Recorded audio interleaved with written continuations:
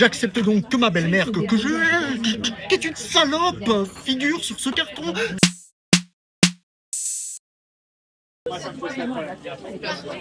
Alors, dramatique.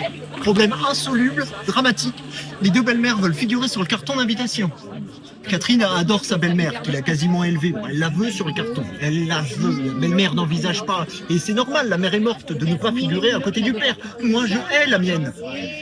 Il est hors de question que ma belle-mère figure sur ce carton. Mon père ne veut pas y être si elle n'y est pas, à moins que la belle-mère de Catherine n'y soit pas non plus, ce qui est rigoureusement impossible. J'ai suggéré qu'aucun parent n'y soit. Après tout, nous n'avons plus 20 ans. Nous pouvons présenter notre union et inviter les gens nous-mêmes. Catherine a hurlé, arguant que c'était une gifle pour ses parents qui payaient prix d'or la réception, et spécifiquement pour sa belle-mère qui s'était donné tant de mal alors qu'elle n'était même pas sa fille. Je finis par me laisser convaincre, totalement contre mon gré, mais par épuisement. J'accepte donc que ma belle-mère, que je hais, qui est une salope, figure sur ce carton. Je téléphone à ma mère pour la prévenir. Je lui dis, maman, j'ai tout fait pour éviter ça, mais nous ne pouvons pas faire autrement. Yvonne doit figurer sur le carton. Elle me dit, si Yvonne doit figurer sur le carton, je ne veux pas y être. Je lui dis, maman, je t'en supplie, n'envenime pas les choses. Elle me dit, comment oses-tu me proposer que mon nom flotte solitaire sur le papier, comme celui d'une femme abandonnée au-dessous de celui d'Yvonne, solidement amarré au patronyme de ton père. Je lui dis, maman, des amis m'attendent, je vais raccrocher, nous parlerons de tout ça demain à tête reposée. Elle me dit, et pourquoi je suis toujours la dernière roue du carrosse?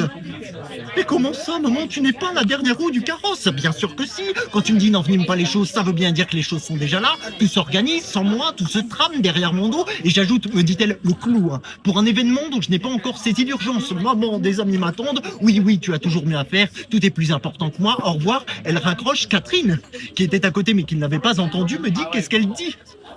Je dis, elle ne veut pas être sur le carton avec Yvonne, et c'est normal, je ne parle pas de ça. Qu'est-ce qu'elle dit sur le mariage? Rien, tu mens. Mais non, Cathy, je te jure, elle ne veut pas être sur le carton avec Yvonne. Rappelle-la, et dis-lui que quand on marie son fils, on met son amour-propre de côté. Tu pourrais dire la même chose à ta belle-mère. Ça n'a rien à voir, s'écrie Catherine. C'est moi qui tiens absolument à sa présence, pas elle, la pauvre, la délicatesse même. Si elle savait les problèmes que ça engendre, elle me supplierait de ne pas être sur le carton. Rappelle ta mère, je la rappelle. En surtension, Catherine à l'écouteur. Yvon, me dit ma mère, tu as jusqu'à présent mené ta barque de la manière la plus chaotique qui soit, et parce que subitement tu entreprends de développer une activité conjugale, je me trouve dans l'obligation de passer un après-midi et une soirée avec ton père, un homme que je ne vois plus depuis 17 ans, et à qui je ne comptais pas exposer mes bajoux et mon embonpoint, et avec Yvonne qui, je te le signale en passant, a trouvé moyen, je l'ai su par Félix Perolari, de se mettre au bridge.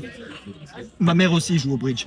Tout ça, je ne peux pas l'éviter, mais le carton, l'objet par excellence que tout le monde va recevoir et étudier, j'entends m'y pavaner seul à l'écouteur. Catherine secoue la tête avec un rictus de dégoût. Je dis, maman, pourquoi es-tu si égoïste? Je ne suis pas égoïste, Yvan. Tu ne vas pas t'y mettre toi aussi et me dire, comme Madame Romero ce matin, que j'ai un cœur de pierre, que dans la famille nous avons tous une pierre à la place du cœur. Dixit Madame Romero ce matin parce que j'ai refusé, elle est devenue complètement folle de la passer à 60 francs de l'heure non déclarée, et qui trouve le moyen de me dire que nous avons tous une pierre à la place du cœur dans la famille quand on vient de mettre un pacemaker au pauvre André à qui tu n'as même pas envoyé un petit mot. Oui, bien sûr, c'est drôle, toi tout te fait rire, ce n'est pas moi qui suis égoïste, Yvan, tu as encore beaucoup de choses à apprendre de la vie. Allez, file mon petit, file rejoindre tes chers amis.